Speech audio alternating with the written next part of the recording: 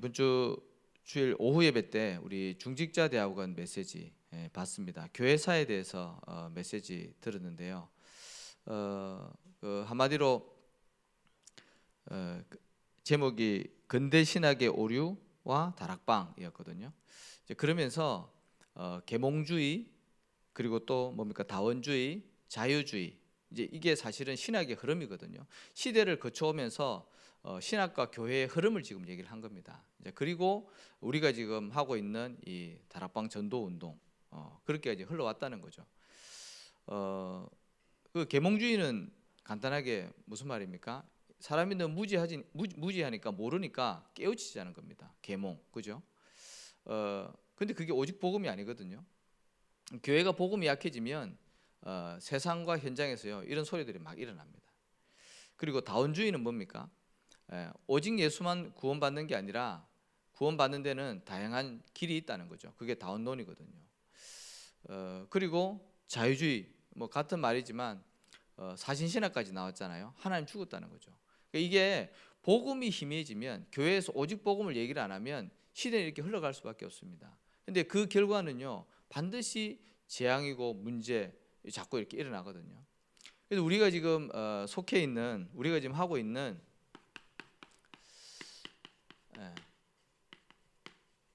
이 다락방 전도 운동은 어떤 회복 운동이냐 하면 본질을 회복하자는 거거든요. 뭔가를 열심히 하자, 우리 새롭게 하자, 우리가 다르다 그 얘기 아니라 본질로 돌아가자는 겁니다. 본질 회복 운동입니다. 그래서 그 첫 번째가 복음 회복 운동인데 오직 복음을 회복하자는 겁니다. 오직 복음. 그렇잖아요. 교회마다 다 복음은 얘기를 합니다. 예수 그리스도 얘기를 하죠. 그런데 오직이 안 되면 안 되게 돼 있거든요.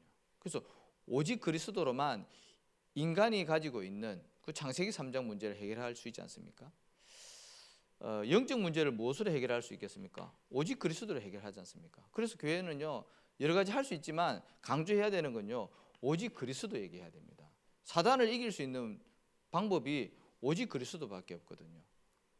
교회를 다니면서도 영적 문제에 시달리지 않습니까? 그럼 오직 그리스도만 강조해야 된다니까요. 자, 두 번째는 뭐냐니까 초대교회로 돌아가자는 겁니다. 그래서 교회 회복 운동입니다.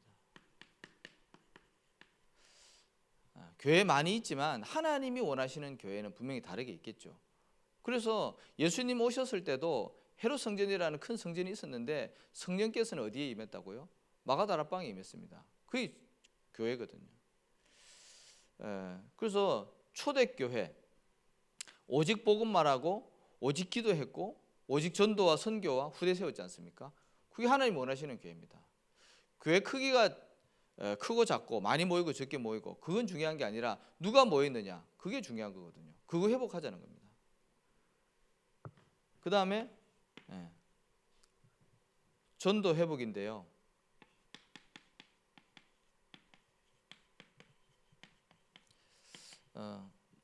모든 교회가 다 전도하고 있습니다. 근데 우리 다락방은 뭡니까? 성경적인 전도 운동 하자는 겁니다. 사도행전적인 전도 운동 하자는 겁니다. 전도 자료 주는 거 당연히 필요하죠. 근데 현장에 우리가 캠프할 때 제자가 있거든요. 하나님이 예비해 놓은 갈급한 심령이 있습니다. 그 사람에게 복음전에서 생명 주고 그리고 반드시 하나님이 이 그리스도의 말씀에 복음에 반응하고 복음을 이해한 제자를 예비해 놨다니까요. 그 사람을 찾는 게 키고 캠프입니다. 그래서 성경적인 전도 운동 하자는 겁니다. 그렇잖아요. 이게 오직 복음이 약하면은 교회에서는 자꾸 다른 거 하거든요. 프로그램 합니다. 그래서 교회를 자꾸 사람을 끌어모으려고 하는 거죠. 부흥시키려고 합니다. 부흥도 필요하죠. 근데 사실은 오직 복음하고 이 성경적인 전도 운동하면 사람들은 모이게 되어 있지 않습니까? 성경이 그렇게 기록되어 있고요. 그리고 우리 현장에서 보게 되어 있습니다. 그래서 성경적인 전도 운동 회복하는 게 하나님이 원하시는 것이다. 그 다음에 렘넌트 회복 운동입니다. 목사님이 어떻게 말씀하셨습니까? 우리 후대들이 세상의 좋은 것에 다 현혹돼서 가고 있다. 세상의 좋은 것에 다 빠져 있다. 우리에게는 더 좋은 것이 있는데, 그렇죠? 그래서 우리 후대들이 7명의 렘넌트들처럼 이 믿음과 실력을 겸비한 그런 후대로 준비할 수 있도록, 그래서 뭐 어떻게 하자고요? 금토일 시대를 열자는 겁니다. 왜? 금토일 날 세상에 많은 좋은 것들에게 우리 후대들이 다 가니까. 그래서 금토일 시대를 열어서 우리 렘넌트들이 말씀 속에 있도록, 이 복음의 더 좋은 것을 누릴 수 있도록 그걸 하자는 겁니다. 그래서 이게 우리가 지금 하고 있는 다락방 전도 운동의 흐름이고 중요한 내용입니다. 이 속에 저와 여러분이 있는 겁니다. 전도 운동의 시간표입니다. 그래서 우리가 전도 운동 응답받기 이전에 먼저 해야 될 게 뭐라 그랬습니까? 나의 내면부터 바꾸라 그랬지 않습니까? 현장에 우리가 복음 전하기 이전에 복음 먼저 누려야 되는 거죠. 그래서 나의 내면이 더 중요하다. 결국에는 한마디로 뭐죠? 나의 영적인 상태입니다. 영적인 상태.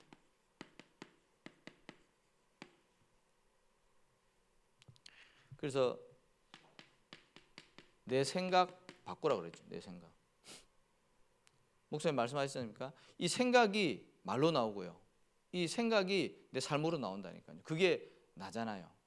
그 우리 인생을 결정짓는다니까요. 그래서 생각이 중요한데 생각이 또 잘 안 바뀌지 않습니까? 저를 보니까 그렇다고 생각이 잘 안 바뀌어요. 그래서 결국에는 이 생각이 이 평상시에 내가 무슨 생각을 하고 있느냐, 이게 나의 영적인 상태고 지금의 나거든요. 이 생각을 바꾸는 게 중요한데 이게 잘 안 바뀐단 말이죠. 그래서 이 평상시란 말은 나의 빈 시간에, 그죠? 우리의 빈 마음에,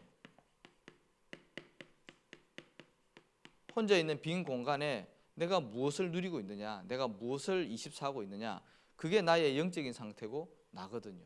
이게 모아져서 우리의 인생의 결과로 나오게 돼 있습니다.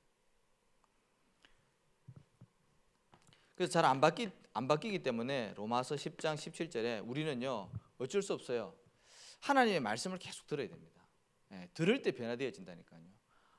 하나님 말씀 안 듣고 있으면 우리 자꾸 딴 생각해요. 또 다른 거 보게 돼 있고요.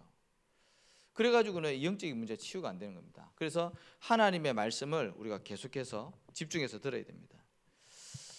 그리고 우리의 힘과 능력으로 안 되기 때문에 빌립보서 4장 6절에서 7절, 그죠?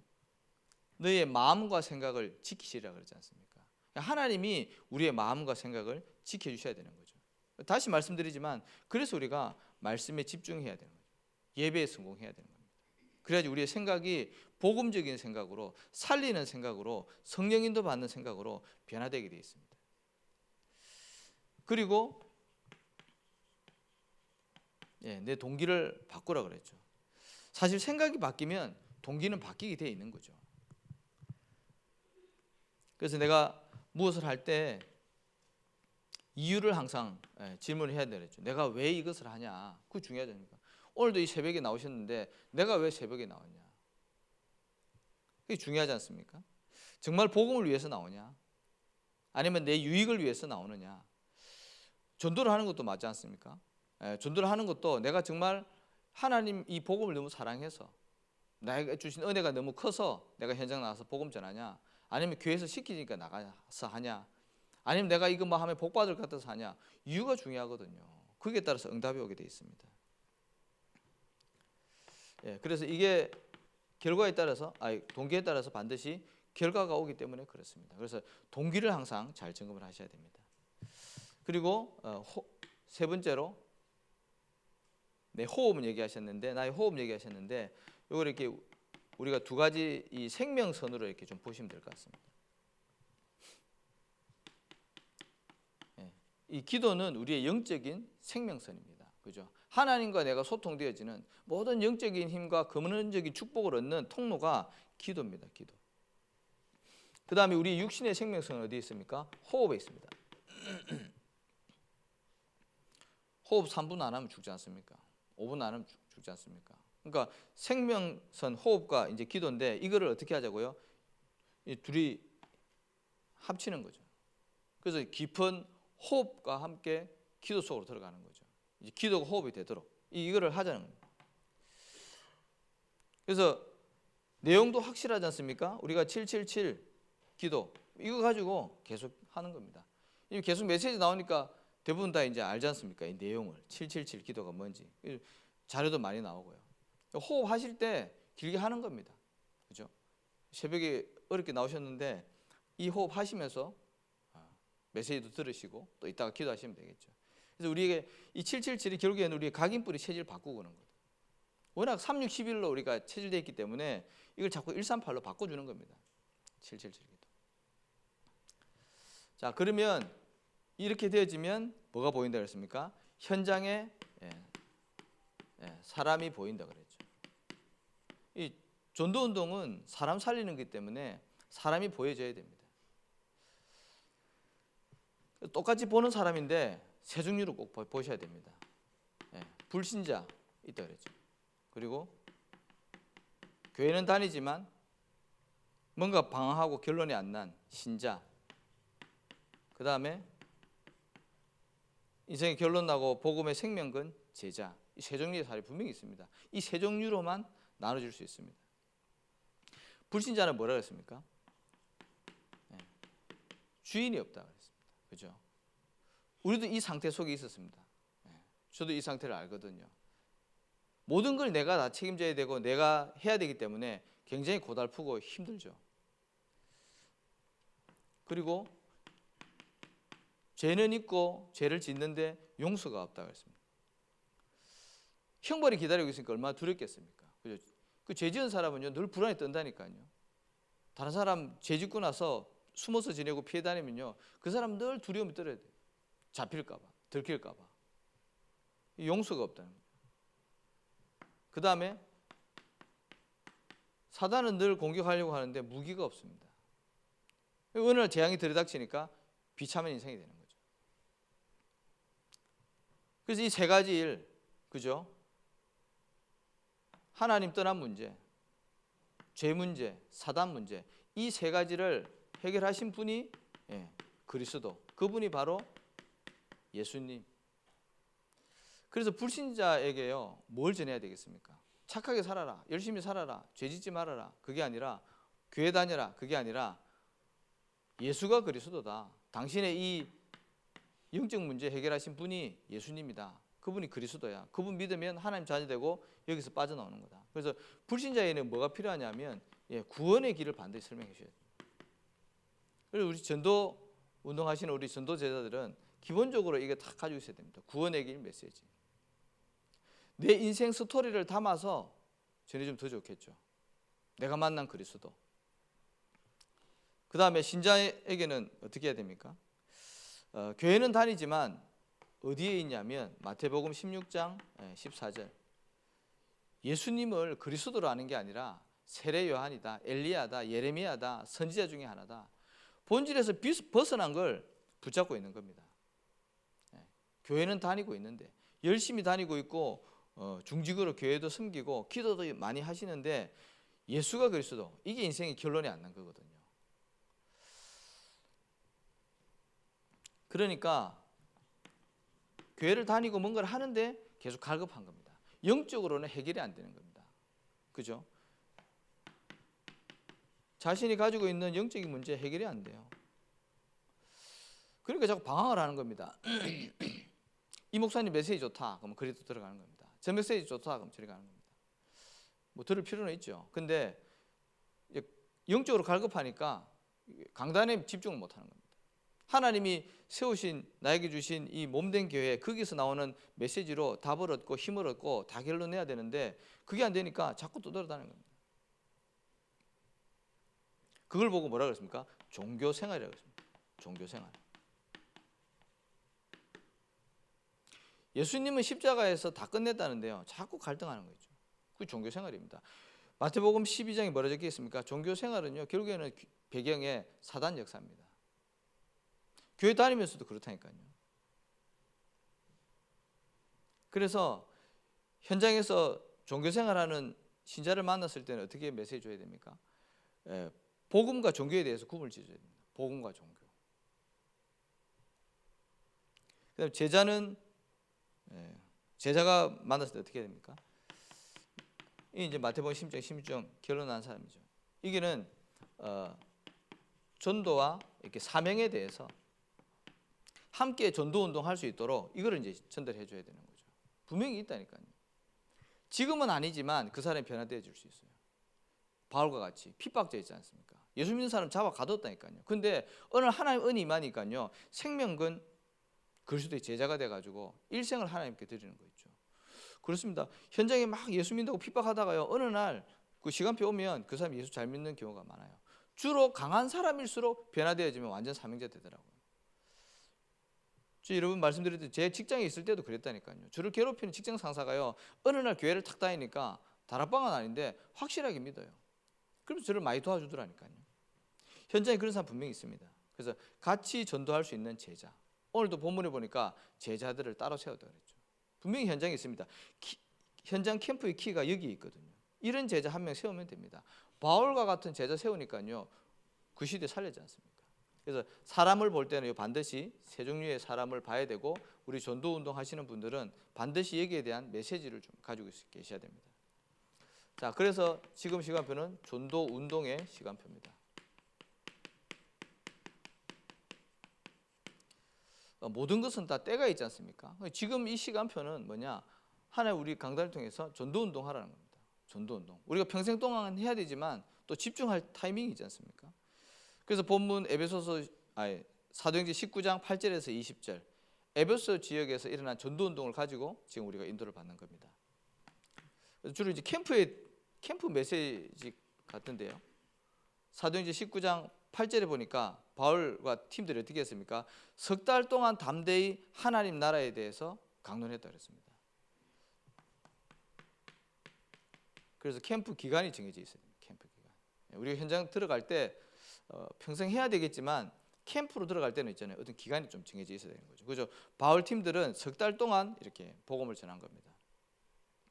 그러면서 이 현장을 또 이렇게 확정을 해야 되는 거죠. 우리는 뭐 3현장에서 하시면 됩니다. 지금 이제 강북노예 캠프가 지금 상반기 진행되고 있거든요. 이제 거기에 맞춰서 우리 교회도 인도받고 있는데 지금 이제 6월 달은 제기동 지역으로 이렇게 우리가 정해졌습니다. 그래서 어제도 우리가 제기동 청계령 고사님 집에서 기도회를 했는데요. 6월 달 한 달 동안은 강북노예 캠프의 예비 캠프 기간입니다. 우리 3주 동안. 그래서 각 개교회에서 캠프를 하다가 D-Day가 언제냐? 6월 마지막 주 월화거든요. 아마 24, 25 그 정도 될 건데 그때 이제 D-Day 캠프 인도받거든요. 이제 그 시간표에 맞춰서 우리가 지금 캠프를 인도받는데 한 달 동안은 좀 제기동을 두고 우리 여러분들이 좀 기도했으면 좋겠습니다. 예. 캠프를 참석을 못하지만 그걸 이제 지역을 두고 우리 기도를 할 수 있지 않습니까? 그 지역에서 말씀운동, 전도운동, 제자가 일어날 수 있도록 이제 기도하는 겁니다. 직장 다니시는 분들도 나름대로 이렇게 캠프를 좀 정하시면 좋습니다. 맨날 다니는 직장이지만 내가 이번 달은 아니면 뭐 상반기 동안은 내가 우리 직장 캠프 한다. 그렇게 보고 현장을 다니면요 사람들이 이렇게 나눠서 보여진다니까요. 그래서 캠프의 눈으로 보는 건 굉장히 중요합니다. 그 다음에 사도행전 19장 9절에 보니까 제자들을 따로 이렇게 세웠다 그랬습니다. 캠프의 키는 아까 말씀드렸듯이 뭐라 그랬습니까? 제자라 그랬습니다. 다 복음 들어야 됩니다. 그런데 그 중에 제자가 있다니까요. 이 사람을 찾아요. 복음이 이해되어지는 사람들이 분명히 있습니다. 그러니까 하나님이 숨겨놓은 게 맞아요. 그래서 제자 여기다가 맞추고요. 그 다음에 교회 이 밖에도 제자가 있는데요. 교회 안에도 분명히 제자가 있습니다. 그래서 교회 안과 밖을 사실은 다 세워야 되는 거죠. 현장에 숨겨놓은 제자 그리고 교회 안에 함께 전도할 수 있는 제자 찾아서 우리가 인도받아야 됩니다. 현장 전도해 보면 진짜 항상 느끼는 건데 정말 우리 중직자 한 분이 너무 중요하다. 새 가족이 어떻게 교회에 왔을까? 지금 전도해 보면요, 그 사람이 예수 믿고 구원받아서 교회에 와서 정착하고 뿌리 내리고 중직자 될 때까지는요 시간이 엄청 걸리거든요. 근데 어떻게 저분이 저렇게 됐을까? 진짜 신기해요. 그러니 성도 한 분 한 분이 너무 중요하더라고요. 진짜 보니까 복음의 눈으로 보니까 하나님의 절대 은혜인 것 같습니다. 자, 그 다음에 사도행전 19장 10절에 보니까 어떻게 되겠습니까? 2해 동안 이같이 하니 아시아의 사람들은 다 듣더라. 주의 말씀을 다 들었다 그랬습니다. 다 듣게 하는 겁니다. 내가 다니는 그 직장 현장에, 내가 살고 있는 그 지역에, 그죠? 우리가 캠프하는 그 지역에 캠프의 키가 어디라고, 전체가 뭐라고요? 다 듣게 하는 겁니다. 뭐 교회 많이 데려가야지, 영접 많이 시켜야지, 그게 아니라 다 듣게 하는 겁니다. 그러면 생명 얻을 자 나오고 그 중에 제자가 일어나고 지속할 문이 열리거든요. 그래서 다 듣게 하라.